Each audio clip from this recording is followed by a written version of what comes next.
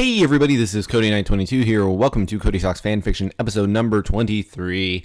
This is going to be another special episode. I'm excited.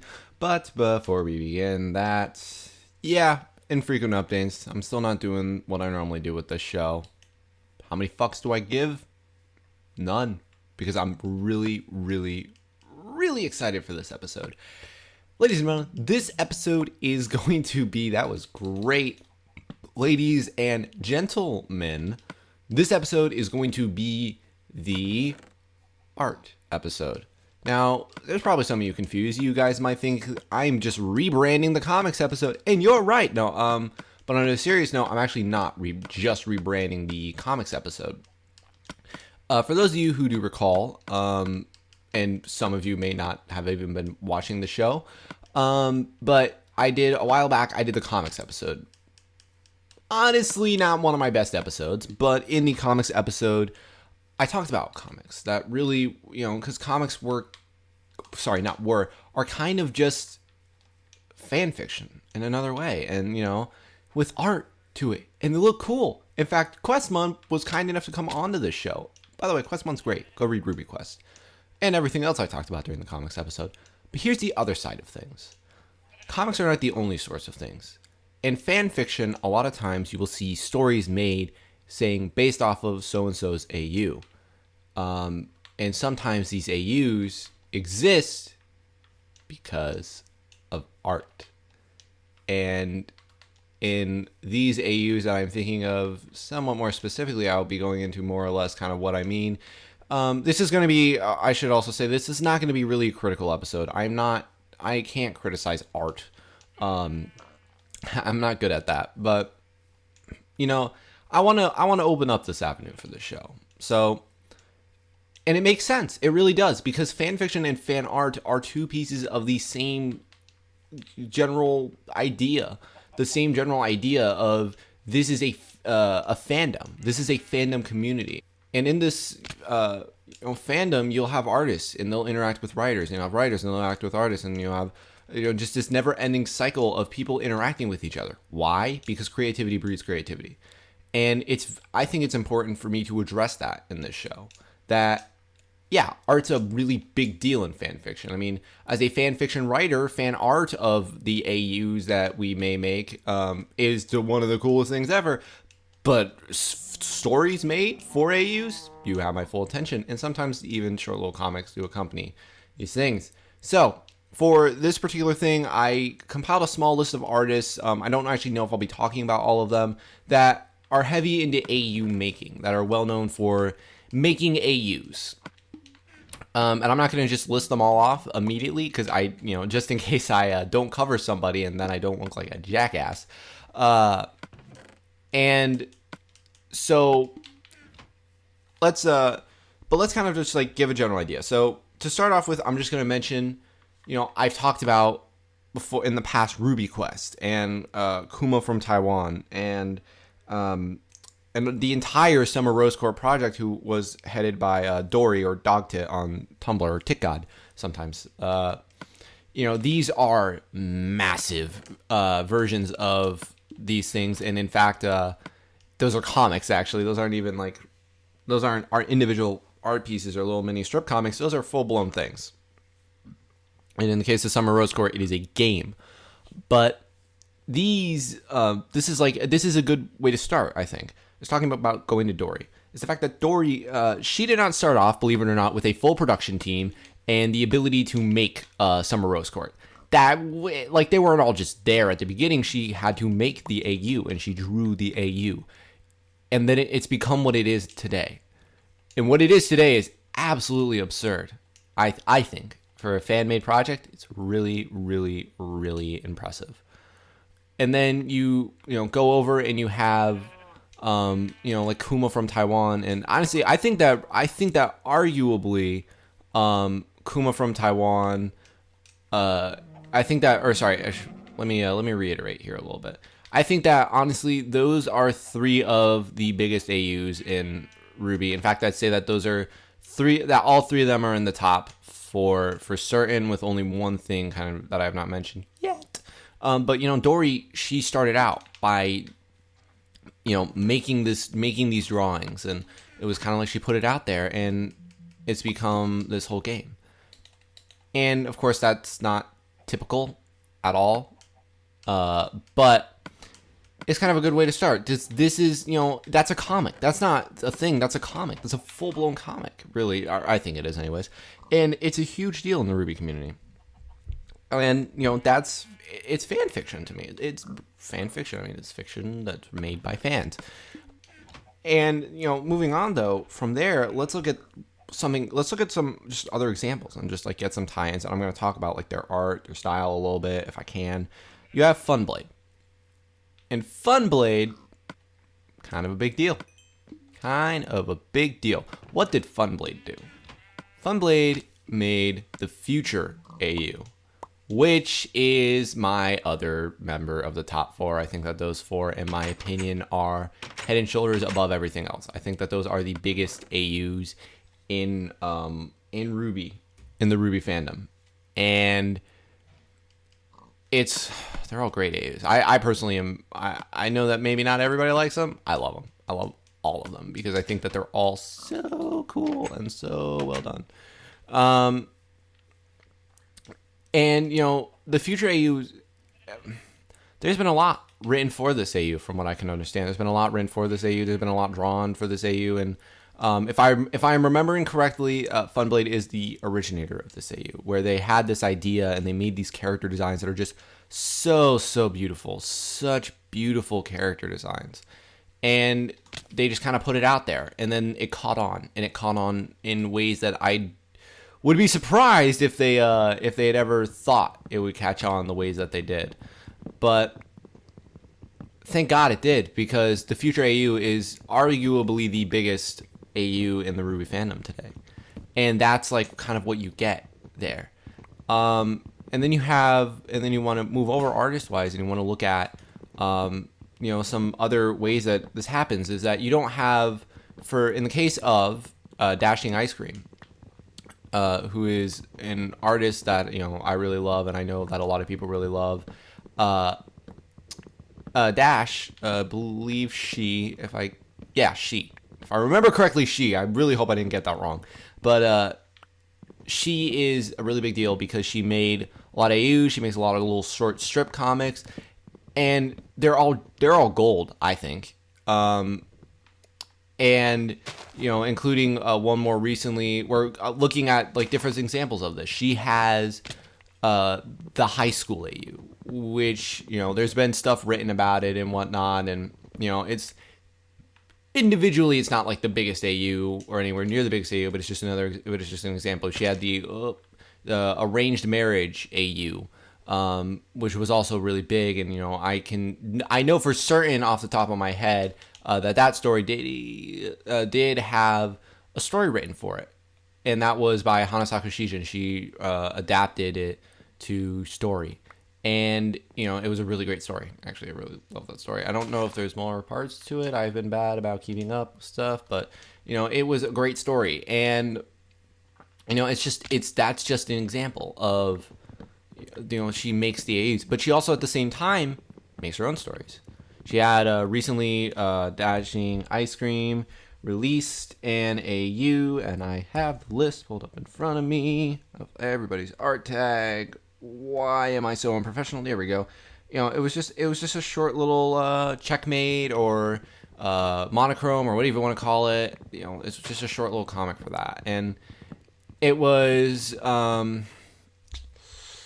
titled anything? I'm embarrassed. I don't think that's actually the title. I think that was just like her like making a remark about it, and it's a story. It's not long.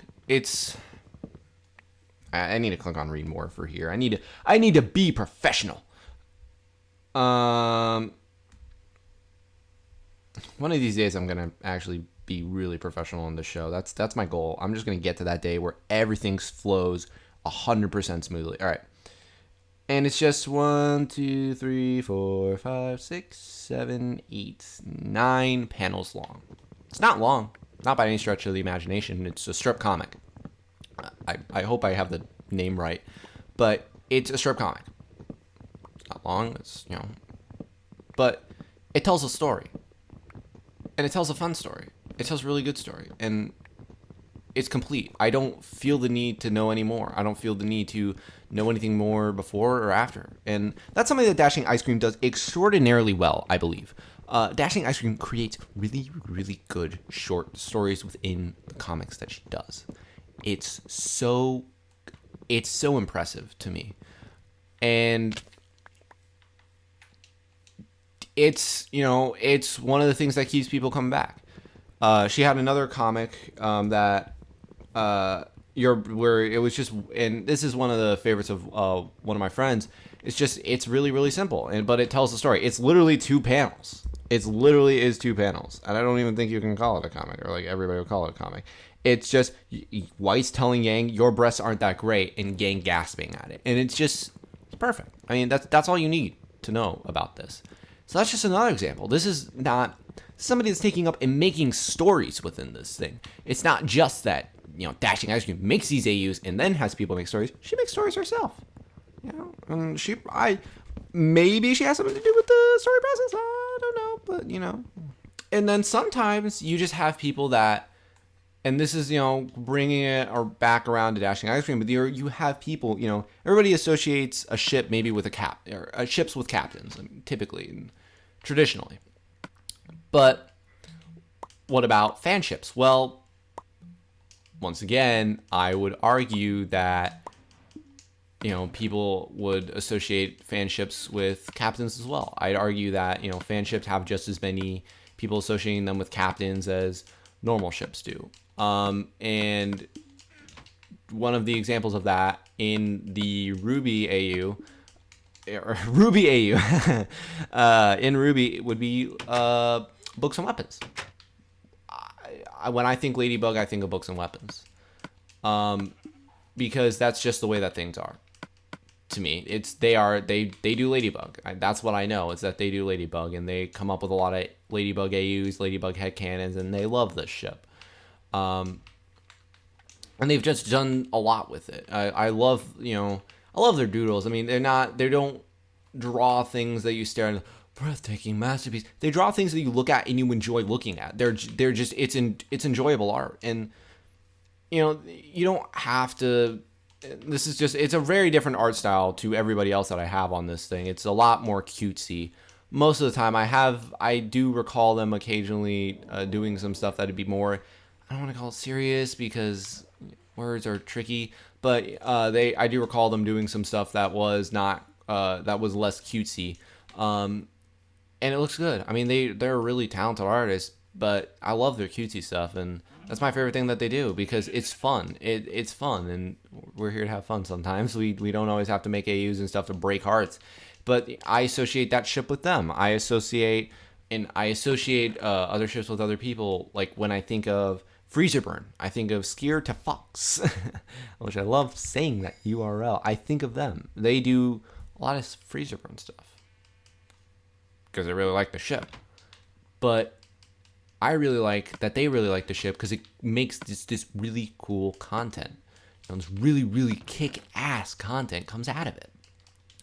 And I enjoy seeing stuff, from this. It's like, oh, we're going to get more content from this particular, for this particular ship. And it's mostly, Skier's going to come up with it. It's like, I just, in my mind, Skier is the one you go to for that. And, going around, you have Kinsaibatsu 91, Cinder Ruby. I associate Cinder Ruby with them because I associate Cinder Ruby with other people as well, but for the sake of this episode, Cinder Ruby, the primary artist I associate with it is Kinsaibatsu 91. And honestly, pretty much the singular artist I associate with it, but writers-wise, that's another story. But, Kinsaibatsu does a lot. And speaking of, actually, I should say, Kinsaibatsu and Booksandweapons both have done AUs that I've written for. And I want to write for more. I want to write for more of these AUs that these people make because they make great AUs. And sometimes you just have these people that contribute, maybe not to a certain ship, maybe not to certain other things, but they contribute to characters.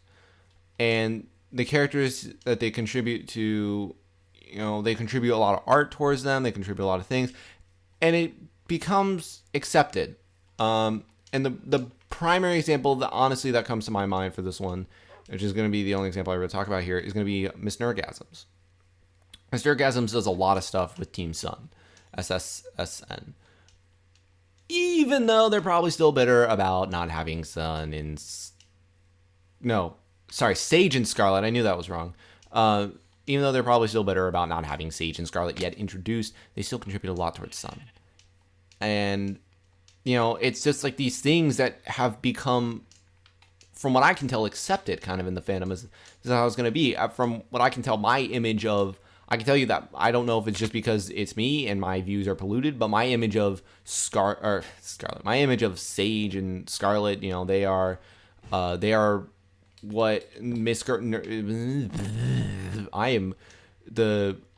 First of all, obviously this is not the world's most professional show, but I just want to give my profoundest of apologies to Miss-Nerdgasmz for the fact that I seem to have forgotten completely how to talk during your segment. But, you know, and... You know, they have this version of Sun, and they have this version though of Scarlet and Sage that is the version that I accept. It's just the version that I view them in. And then they basically got Neptune's personality 100% right going into this volume. They were like, this is how Neptune's going to be. Holy shit, I was right. You know, it was one of the rare moments in the RWBY fandom. And, you know, it's just characters. You know, to me, I think of Sun and thinking outside of Michael and Carrie, who are the first people that come to mind, you know, with this. I think of Miss-Nerdgasmz. You know, I think of fandom and I think of Sun and it goes right to Miss-Nerdgasmz because it's just how it works. You know, there might be people who like these people just as much, you know, like it's the same deal with the ships, but Miss-Nerdgasmz contributes so much to it is that, you know, she's really the one that's going to make me like these characters and maintain my liking of these characters in the RWBY off season. You know, and this was a very simple episode. It's probably going to be a lot shorter than it is right now because I'm going to cut down some ramblings. But, you know, it's important to make this correlation here because artists and fanfiction writers really go hand in hand a lot of times. Art and fanfiction go hand in hand. I think that, you know, there are a lot of good fan fictions that deserve good fan art. And, you know, In the Blood, I'm sure, has some stuff. You know, you have Chained Rose AU and whatnot. You have just these AUs that do have art to it. White Rose of Vermilion.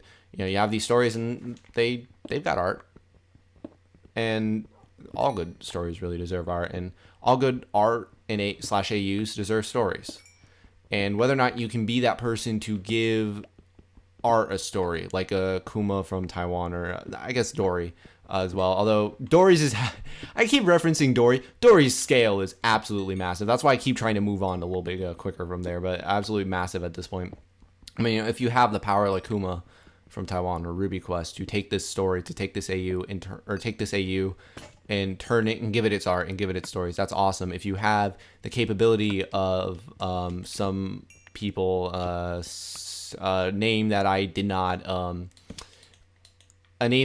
directly reference in this episode, but in particular, Basari Out of Rice, I believe has done art for White Rose of Vermilion. If you can be that person and give a good story /AU art, that's awesome. You know, that's awesome. And if you can be that person to give good art /AU a story like Hanasaku Shijin does, do it. And I think that this is a part of the community that I love watching work hand in hand. Art story trades are like my favorite thing in the world because they're so cool. It's just getting to spectate this stuff is awesome. And I felt as though in this series it would be doing an injustice not to have this episode. Now that being said, sorry, my light just went out. Now that being said, this episode is also important for another reason. Art is a big deal in fandoms. So, by doing this episode, I'm also basically kind of saying, in the future, artists might appear on this show.